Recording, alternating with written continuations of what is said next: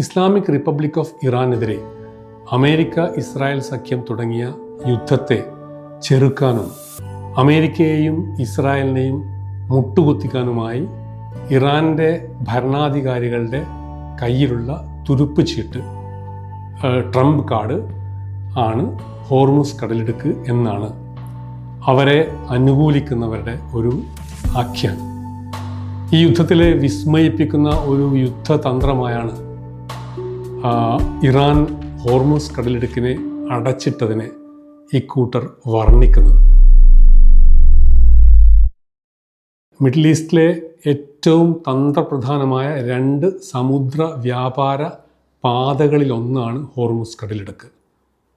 Hormuz കടലിടുക്കിലൂടെയാണ് ലോകത്തിൻ്റെ എണ്ണ വിതരണത്തിൻ്റെ 20% കടന്നു പോകുന്നത്. ഹോർമുസ് കടലിടുക്ക് അടച്ച് എണ്ണ ടാങ്കറുകളുടെ സഞ്ചാരത്തെ തടയുന്നതിന് ഇറാന് ഒരു രാഷ്ട്രീയ കണക്കുകൂട്ടലുകളുണ്ട്. പേർഷ്യൻ ഗൾഫിനും ഇന്ത്യൻ മഹാസമുദ്രത്തിനും ഇടയിലുള്ള സമുദ്ര ഗതാഗതം തടയുന്നത് ഗൾഫ് രാജ്യങ്ങളുടെ എണ്ണ ഗ്യാസ് കയറ്റുമതിയെ തടസ്സപ്പെടുത്തും. അതുകൊണ്ട് തന്നെ യുദ്ധം അവസാനിപ്പിക്കാൻ അമേരിക്കയ്ക്കുമേൽ ഗൾഫ് രാജ്യങ്ങളും അവരുടെ ഉപഭോക്താക്കളും സമ്മർദ്ദം ചെലുത്തും. ഇതാണ് ഇറാൻ്റെ കണക്കുകൂട്ടൽ. പക്ഷേ ഇറാൻ്റെ കണക്കുകൂട്ടലുകൾ തെറ്റിയെന്നതാണ് വസ്തുത.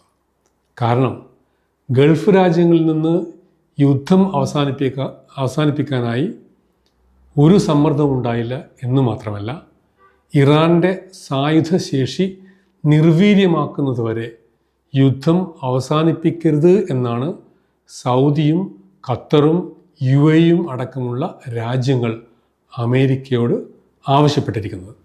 UAEയുടെ US അംബാസഡർ യൂസഫ് അൽ ഒതൈബ മാർച്ച് 25 ഇന്നലെ ദ വാൾ സ്ട്രീറ്റ് ജേർണലിൽ എഴുതിയ ഒരു ലേഖനത്തിൽ പറയുന്നത്, യുദ്ധം നിർണായകമായി ഡിസൈസീവായി അവസാനിപ്പിക്കണം എന്നാണ്. അദ്ദേഹത്തിൻ്റെ വാക്കുകൾ ഞാൻ മലയാളത്തിൽ വായിക്കാം. ഇറാൻ ഉയർത്തുന്ന ഭീഷണികളെ പൂർണ്ണമായി നേരിടുന്നതിന് നിർണായകമായ ഒരു ഫലം നമുക്ക് ആവശ്യമാണ്. അവരുടെ ആണവശേഷി, മിസൈലുകൾ, ഡ്രോണുകൾ, പ്രോക്സി ശൃംഖലകൾ, അന്താരാഷ്ട്ര കപ്പൽ ഗതാഗത മാർഗങ്ങളിലെ തടസ്സങ്ങൾ എന്നിവയെല്ലാം ഇതിൽ ഉൾപ്പെടുന്നു. അൺകോട്ട്. കടലിടുക്ക് അടച്ചിടുന്നതിലൂടെ ഇറാന് പ്രത്യേകിച്ചിട്ട് സൈനികമായി ഒരു നേട്ടവും ഉണ്ടാക്കാൻ പോകുന്നില്ല. ലോകത്തിലെ ഏറ്റവും ശക്തമായ നാവികസേനയാണ് അമേരിക്കയുടേത്. അമേരിക്ക കടലിടുക്കിൽ ഒരു നാവിക യുദ്ധത്തിന് തയ്യാറായാൽ ഇറാൻ അത് സർവൈവ് ചെയ്യാൻ കഴിയുമെന്ന് ഇന്നത്തെ അവസ്ഥയിൽ കരുതാനാവില്ല. ജപ്പാനിലുണ്ടായിരുന്ന അമേരിക്കയുടെ മെറൈൻ കപ്പലായ USS ട്രിപ്പിളി പേർഷ്യൻ ഗൾഫിലേക്ക് വന്നുകൊണ്ടിരിക്കുകയാണ്. ഈ ആഴ്ച പേർഷ്യൻ ഗൾഫിൽ ആ കപ്പൽ എത്തുമെന്നാണ് കരുതുന്നത്. ആ കപ്പലിൽ സ്പെഷ്യൽ ഓപ്പറേഷന് സജ്ജരായ 31st മെറൈൻ എക്സ്പെഡിഷണറി യൂണിറ്റ് ഉണ്ടെന്നാണ് വാർത്തകളിൽ നിന്ന് മനസ്സിലാക്കുന്നത്. ഇറാൻ്റെ തീരപ്രദേശങ്ങൾ പിടിച്ചെടുത്ത് ഇറാൻ്റെ പദ്ധതിയെ തകർക്കാനായിരിക്കാം ഒരുപക്ഷെ USS ട്രിപ്പിളിയെ പേർഷ്യൻ ഗൾഫിലേക്ക് അയച്ചിരിക്കുന്നത്. അതുമല്ലെങ്കിൽ കാർഗ് ദ്വീപ് പിടിച്ചെടുക്കാനായിരിക്കാം.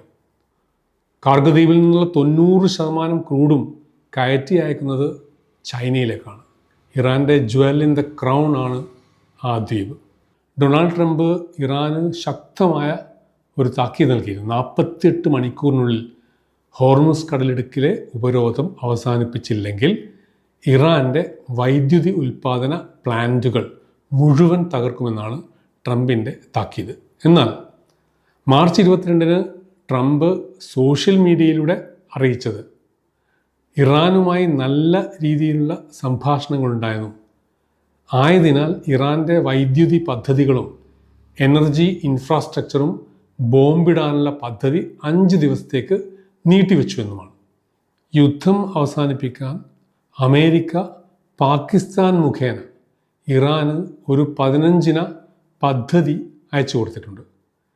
നിലവിലുള്ള എല്ലാ ഇറാനിയൻ ആണവ ശേഷിയും നിർത്തലാക്കുക, ആണവായുധങ്ങൾ നിർമ്മിക്കാനുള്ള ശ്രമങ്ങളിൽ നിന്ന് ഇറാൻ പിന്മാറുമെന്ന് ഉറപ്പ് നൽകുക, നിലവിൽ ഈ സമ്പുഷ്ടീകരിച്ചിട്ടുള്ള യുറേനിയം ഇറാന് പുറത്തേക്ക് മാറ്റുക, ഇവയൊക്കെയാണ് ഈ 15 പദ്ധതിയിൽ അടങ്ങിയിട്ടുള്ളത് എന്നാണ് റിപ്പോർട്ടുകളിൽ നിന്ന് മനസ്സിലാകുന്നത്. ഇറാനിയൻ വിദേശകാര്യമന്ത്രി അബ്ബാസ് അരാഗ്ചി അദ്ദേഹം കഴിഞ്ഞ ദിവസം പറഞ്ഞത് അമേരിക്കയുമായി ഒരു ചർച്ചയും നടന്നിട്ടില്ല എന്നതാണ്. അപ്പോൾ ഇതിൽ ഒരുപാട് ആംബിഗ്വിറ്റി നിലനിൽക്കുന്നുണ്ട് എന്ന വസ്തുത നമ്മൾ മറച്ചു വയ്ക്കേണ്ടതില്ല. ഒരുപക്ഷെ USS ട്രിപ്പിളി പേർഷ്യൻ ഗൾഫിൽ എത്തുന്നതിനാവശ്യമായ ഒരു സമയം കിട്ടാനായിരിക്കാം 5 ദിവസത്തെ ഒരു നെഗോഷിയേറ്റിംഗ് പീരീഡ് വരെ അമേരിക്ക ഇറാന് കൊടുത്തിരിക്കുന്നത്. ഇറാൻ്റെ തീരദേശം അമേരിക്കയുടെ നിയന്ത്രണത്തിലായാൽ ഇറാൻ ഉദ്ദേശിച്ചതിൻ്റെ വിപരീത ഫലങ്ങളായിരിക്കും ഉണ്ടാവുക. ഇസ്ലാമിക് റിപ്പബ്ലിക്കിൻ്റെ തന്നെ കയറ്റുമതിയും ഇറക്കുമതിയും പൂർണ്ണമായും ഉപരോധിക്കപ്പെടുന്ന ഒരു അവസ്ഥ ഉണ്ടാവും. നാവിക ഉപരോധം വിപരീത ഫലങ്ങൾ ഉണ്ടാക്കിയ ചരിത്രം മിഡിൽ ഈസ്റ്റിൽ തന്നെയുണ്ട്. 1967 ഈജിപ്തിലെ ഗമാൽ അബ്ദുൽ നാസർ ഭരണകൂടം ടിറാൻ കടലിടുക്ക് അടച്ചിട്ടു. ഇസ്രായേലിന് ചെങ്കടൽ വഴി ഇന്ത്യൻ മഹാസമുദ്രത്തിലേക്കുള്ള പ്രവേശനം തടഞ്ഞ് ഇസ്രായേലിനെ സാമ്പത്തികമായി ശ്വാസം മുട്ടിക്കുക എന്നതായിരുന്നു അതിൻ്റെ ലക്ഷ്യം. ആ ഉപരോധമാണ് 1967 അറബ് ഇസ്രായേൽ യുദ്ധത്തിലേക്ക് നയിച്ചത്. ഇസ്രായേലിനെ ഇല്ലാതാക്കാൻ വേണ്ടി തുടങ്ങിയ ആ ഉപരോധത്തിൻ്റെ ഫലമായി സംഭവിച്ചത് എന്താണെന്ന് നമുക്കറിയാം. ഈജിപ്ത് അടക്കമുള്ള അറബ് രാജ്യങ്ങളുടെ അതിദയനീയമായ പരാജയമാണ്. 1973-74 കാലത്ത് അറബ് രാജ്യങ്ങൾ നടപ്പാക്കിയ എണ്ണ ഉപരോധം, ഓയിൽ എംബാർഗോ കൊണ്ട് വിചാരിക്കാത്ത ഫലങ്ങളാണ് ഉണ്ടായത്. യോം കിപ്പൂർ യുദ്ധത്തിൽ ഇസ്രായേലിനെ പിന്തുണച്ച രാജ്യങ്ങൾക്കെതിരെ അറബ് ഒപെക് അംഗങ്ങൾ സ്വീകരിച്ച ഒരു പ്രധാന സാമ്പത്തിക രാഷ്ട്രീയ നടപടിയായിരുന്നു ആ ഓയിൽ എംബാർഗോ. ലോകത്തെ ആദ്യത്തെ വലിയ ഊർജ പ്രതിസന്ധിയാണ് അതുണ്ടാക്കിയത്. എണ്ണവില അന്ന് 4 ഇരട്ടിയാണ് ഉയർന്നത്. പക്ഷേ ഗുണപരമായ ഒരുപാട് ഫലങ്ങൾ ആ ഉപരോധം കൊണ്ട് ഉണ്ടായി എന്നതും യാഥാർത്ഥ്യമാണ്. പാശ്ചാത്യ രാജ്യങ്ങൾ ഈ മിഡിൽ ഈസ്റ്റിലെ എണ്ണയെ ആശ്രയിക്കുന്നത് പുനഃപരിശോധിക്കാൻ അത് കാരണമായി. ഊർജ സംരക്ഷണ സംരംഭങ്ങൾക്ക് ആ രാജ്യങ്ങൾ തുടക്കം കുറിച്ചു. മാത്രവുമല്ല, ആ രാജ്യങ്ങൾ സ്വന്തമായി ഊർജസ്രോതസ്സുകൾ കണ്ടെത്തുന്നതിലേക്കും ഊർജസ്രോതസ്സുകളുടെ വൈവിധ്യവൽക്കരണത്തിലേക്കും അത് നയിച്ചു. അത്തരം ശ്രമങ്ങളുടെയൊക്കെ ഫലമായി ക്രൂഡ് ഓയിലിൻ്റെ വില വലിയ തോതിൽ ഇടിയുന്ന അവസ്ഥയുണ്ടായി എന്നതും ചരിത്രമാണ്. 1979 ഒരു ബാരലിന് $35 ഉണ്ടായിരുന്നത് 1986 ആകുമ്പോഴേക്കും $10 വരെ എത്തി. 1974 അന്നത്തെ ഓയിൽ എംബാർഗോ ബാധിച്ചത് ഏറെക്കുറെ ലോകത്തിന് ആവശ്യമായ എണ്ണ വിതരണത്തെ മൊത്തത്തിലാണ്. ഇപ്പോൾ ഇറാൻ്റെ ഹോർമുസ് കടലിടുക്ക് ഉപരോധം ബാധിക്കുന്നത് ആഗോള എണ്ണ ഉൽപ്പാദനത്തിൻ്റെ വെറും 15% മാത്രമാണ്.